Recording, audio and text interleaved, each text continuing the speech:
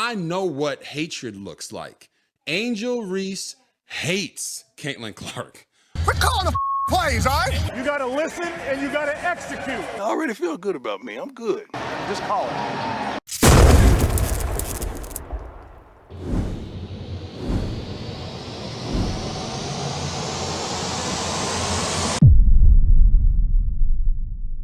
Man, you talking about a story taking off and growing legs? Good grief. We ain't even through week 1 in the WNBA, and you already got drama with Caitlin Clark and Angel Reese and their fans and the trolls that come along with them. Now, I make that distinction because I've said this before. I said it all last year. Caitlin Clark fans aren't coming after Angel Reese. Angel Reese fans aren't coming off after Caitlin Clark. In my opinion, these are the trolls on both sides that are just trying to cause confusion, trying to cause chaos and all of that type of stuff. So covering the game, a lot of people were saying, I started here in the room, but did you hear about them making monkey sounds at the game? And I was like, first of all, how do you make monkey sounds in the stands? Not saying it didn't happen, but out of all things to hear, that didn't sound right. It would have made more sense if folks would have said they was cussing out Angel or cussing at her or whatever the situation is. But monkey sounds, that just didn't sound right to me. But in any case, the WNBA comes out and says they have heard about they've heard about the allegations and they are investigating. Now, the first thing I thought of is, well, let's pause for a minute, because everybody on the Caitlin Clark side is like, that's bullshit. That didn't happen, blah, blah, blah. Everybody on the Angel Reese side is like, see, I told you they was racist, and they just, both sides go full tilt to their beliefs. And it's like, come on, somebody got to be the adult in the room, and you got to exercise a little common sense. Number one, they playing at Gamebridge Arena, Gamebridge Fieldhouse. That's the same place where the Pacers play. Why does that matter? Because if they are playing at the same place that the Indiana Pacers play, now you're talking about an NBA team with NBA money, with NBA security. Not necessarily on the floor, but how do you think they find the rowdy fans and the drunk people and the folks throwing shit on the floor? How do you think they find them? They got a security room, and they can zoom in on any section, on any seat, and they got shotgun microphones. If anybody is not into multimedia like me, a shotgun microphone is one of them long, thin microphones. And when you point it in a certain direction, it picks up whatever its distance is. It can pick up anything at that distance. So if you sitting 30 feet away and you focus it and you point it at somebody at the end of the bench, you should be able to hear what they're saying. How do you think that they can get audio from the guys on the floor or on the field? They ain't all mic'd up. You see the microphones that look like a satellite dish with the mic coming out the middle. They point it. It's the same thing. And I'm saying all that to say, if you playing where an NBA team plays and you talking about the Indiana Fever with arguably the most popular female basketball player in the world at this point in time, you're going to have next level security. You're going to have NBA level security. So what I'm saying is they probably have access to the same instruments, the same tools that the Pacers have to monitor the games, because the game was packed. It was a full house. So security's on high alert and everything that comes with that. If they can figure out which idiots are having sex in the stands, they can find out who's saying derogatory stuff. And not for nothing, usually the players on the court will point that shit out. And there has been times in the past where players on both sides will point people out. I'm not saying it did or didn't happen. All I'm saying is we live in a 4K technology era.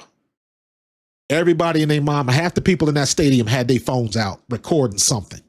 So something's going to pop one way or the other.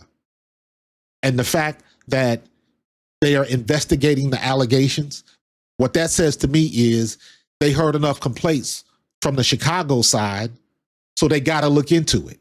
So they put out a blank statement to make everybody think that they're trying to figure out something. But in my guess, they already know whether there was something there or not. Because if there was something there, they would have already addressed it. They would have already addressed it with those people, kick them out, booed him or whatever, they would have already addressed it with Chicago. They probably would apologize, whatever the situation was. It is too easy to find that stuff out because the technology that exists in those arena is too much. It's too high to let something like that go without figuring it out. It's easy to figure out. Just rewatch the game because you got the cuts that the networks have. The networks have access to so many cuts, B-roll footage, sounds. Most people don't realize what they're watching on TV. You don't get the sound of the arena, but that raw footage does exist to whoever's broadcasting the game. So if the WNBA want to get access to that, they can get access to it. But the other thing is you got to understand in the world that we living in now with AI and what people can do and 11 labs and all of these, it's all funny when everybody putting a little video that makes your favorite pop star or Dave Chappelle look like a little baby and mimicking the words and stuff like that. Most of the people don't really understand how powerful that is. So what makes you think if you can feed a picture to a computer and it spits out a picture of you as a baby, animated, singing the song, what makes you think that same technology can't create sounds where they don't exist? Now I'm talking about something that I know because that's what I do. I'm into multimedia. You see my background. That's what I do for a living. So I understand that technology and what it can do. And it doesn't take rocket science to operate it. It just takes somebody that has a little bit of time on their hands and they can do some things that can be straight scandalous if they want to do it. So you got to keep that in mind. So when people jump on Twitter and jump on Instagram and they just put stuff out there, you automatically gonna have a whole group of people that'll just get it and run with it. The problem with now is nobody does their damn homework. Nobody. They want to grab the first thing that matches their point of view on a specific topic. Nobody's doing their homework. Then you got all of this stuff going with RG3. Like RG3, why you got to even insert yourself into the conversation? Let alone you gonna tell this young black woman how she should be feeling? Like you already know? You don't know the conversation she done had and you don't know what she going through. And let me preface this by saying, I'm saying that as an Indiana Fever Caitlin Clark fan. Don't get it twisted. For RG3 to insert himself in this conversation, how he did based on that foul and based on her reaction, you can't tell me Angel Reese doesn't hate Caitlin Clark. What? So you mean to tell me I can just casually stroll by and watch you and your people, and I got the right to come up with any point of view based on the minimal amount of conversation and context that I get? I don't care what she said or what she said in the past. You don't know what's going on behind closed doors. And for you to insinuate that somebody hates somebody else, this is the look. You're going to try to tell you're going to try to dictate how another black woman, a young black woman is feeling in a particular situation. And this is the look with your wife in the background. Do we need to go into the isms and the ists of how this looks? That is not a good look, bro. That is not a good look at all. Not to mention, it ain't your conversation to join in. If you don't like what Angel Reese did or like how she reacted, that's one thing. But to just come out and say there's no way that she don't hate Caitlin Clark, time out, bro. Pump your brakes. Pump your brakes. That, like, you stepping over the line. You stepping way over the line, bro. I don't know why he did that. He put out his tweet. Then he had to put out a 22-minute video to co-sign his tweet. That's a problem. Stand on what you said, but you ain't got to put out a 22-minute explanation. Dude, when you got your wife in the background, that's not a good look, bro. Not in this situation. Not when you're talking about a young black woman who you don't know personally. That's where we are right now. Let's keep it a buck. This is what it's coming down to right now. You got your traffic. You got your clicks. That's what this was about. Because if you was really trying to have some type of real conversation, or if you really cared how Angel Reese was feeling about the situation or whatever, you could have, I'm sure you big enough in your circles, you could have reached out to her. But to put it out there like this, I'll call foul on that one, bro. Did nobody have anything to say did you say Alyssa Thomas hated Angel Reese when she slammed her on her neck?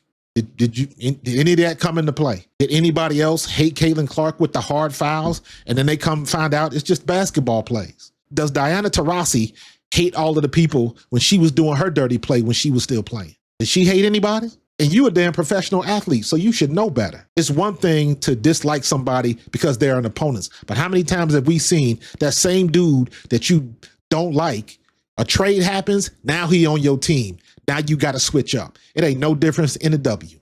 They played together. They have history, good history, bad history. But you know what? They work it out on the next game. But that is not for you to say, oh, I know she hates her. And like, come on, man. Don't do that. That's not a good look. Definitely not a good look. And kind of going back to what people were saying, what was going on in the stadium, here's somebody, clearly a young black woman, that was at the game. She let her feelings be known. She said she was there. She said there wasn't nothing but booze there, none of the racist stuff. And she said she had friends there. She saw a lot of black faces, young faces. She saw young kids wearing Angel Reese jerseys, young kids wearing Caitlin Clark jerseys. And she said it was all good. Did they boo after Angel Reese, got all upset? Yes, they did. She said, but that was as far as it goes. So why should I not believe her if she said she was on site? And everybody's quick to believe the other side that said they were making racist sounds and things of that. Somebody got to be adult in the room and try to make sense of it. Try to keep it 100, try to keep the toxic on the bench. But folks got to learn how to do their homework now. It's too many distractions out there. And everybody's doing the content for clicks. Nobody's trying to do their homework. Yes, Caitlin Clark had a good game. Do I believe she fouled? Yes, that was a hard foul. Happens all the time. How come when the guys do it, ain't nobody got a problem with it? How come when it happens in the NBA? Oh, hell, when they get in each other's face and jaw jacking and they push and stuff like that, how come ain't nobody got a problem with it? You bitch, moan, and complain, and then it goes to the next game and then it's forgotten about within the hours. Maybe you'll see something on Sports Center, but just as quick as they show it, they done moved on to the next dunk. How come folks don't dwell on that in the NBA? And then you act like it never happens in the W. The clip I'm showing in the background, that's from a couple years ago. People need to stop acting like these women don't play hard. These women don't get upset. They don't get fired up. I ain't got no problem with Angel Reese being fired up. Your team is getting drugged. You trying to keep the spark going and you trying to keep playing. If somebody gets a hard foul, yes, you're going to be frustrated. That was a frustration reaction. Let's keep it real. If Chicago had been up by 15, it wouldn't have gone down like that. So I ain't getting mad at Angel Reese's reaction. That's how you're supposed to react. Did I think she was, and this is the other thing that RG3 said. He said that Angel Reese was about to punch her. And I'm like, come on, dog. You know how this goes. You get in somebody's face and you roll the head a little bit. Maybe you push each other. If it escalates after that, it escalates after that. Did I believe that Angel Reese was going to try to punch Caitlin Clark? Not at all. Would she have gotten her face, maybe put a finger in her face or something like that? That's possible. But with all of the stuff, and this is where I got to give Angel Reese some credit. This girl done played at Maryland, done played at LSU, won a championship with Kim Mulkey, and then she playing in Chicago. You don't think she don't know how to handle herself? You ain't think she ain't never been in that type of situation where somebody done stepped to her, and you know what the situation is. And it ain't going to help you win the game. At the end of the day, it's at such a point right now where people are losing their shit over everything. That was a basketball play on both sides of it. I don't mind that Caitlin Clark did it. I don't mind that she got the flagrant. Sometimes, did I think it was a flagrant? No, I thought it was just a hard foul. Did I think Angel Reese did a little flopping? Yeah, I did. But to me, that comes from Angel Reese was going up hard. And it happens all the time, happens almost every game. Somebody's underneath the basket, they got the ball low, and they're trying to bring the ball high. And when she tried to bring the ball high, grabbed her, lost her balance, she flipped over, and you saw Caitlin Clark kind of follow through. The follow through is what got her the damn flagrant. But I understand it. Forget about her pushing Natasha Howard out the way. That's what started the whole thing. But you win some, you lose some. You get some calls, and some calls you don't. Sometimes you get the bear, sometimes the bear gets you. And in this case, Caitlin Clark, they got you. She throw her arms up in the air like she ain't do nothing. Like, come on, let's keep it a buck. Angel Reese got the call on this one. Rightfully so, in my opinion. But guess what? It was a basketball play, and this shit happens every game. And ain't nobody got a problem with it. Even last year, they raised all of that hell about people assaulting Caitlin Clark, but then nobody say a damn thing about what Alyssa Thomas did to Angel Reese when she got slammed on her neck. Ain't nobody say shit about that. Now you done flipped it 180. Now you go on the other side. And I'm sorry. I love Angel Reese. Keep doing what you're doing. Keep getting them rebounds. Let them hate on you for them rebounds. And you know what? Keep developing that jump shot. But guess what? If that type of foul is going to get you that upset, you got to look inwards, because that shit gonna happen all the time. Because any team worth they salt, if they see that and they know that's how to get under your skin and get you out of your game, You giving up the ghost right there. Don't give them the game. Make them earn it. But at the end of the day, it comes down with all of these people saying they fans and they just really trolls. And all they doing is putting out that chaos and confusion. I'm trying to keep it a buck. I'm trying to keep it 100. I like both players. I like Angel Reese and I like Caitlin Clark. But you know what? I will keep it a buck. If Caitlin Clark is in one of her moods and she ain't hitting her shots and her body language is trash, I'm going to call her out on it. If she turning the ball over, I'm going to call her out on it. If Angel Reese ain't hitting her shots and ain't getting the rebounds and she playing like shit, I'm going to call her out on it. Don't mean I don't like her. My perspective is different. I played football at the highest level, so I know what I'm looking at. It's not about fandom. It's about what you do on the court because that's what's going to matter. But it is what it is. I'll end it on this. At least Angel had enough sense of mind in the post-game press conference to just squash it. She just squashed it. Basketball play, refs got it right, move on.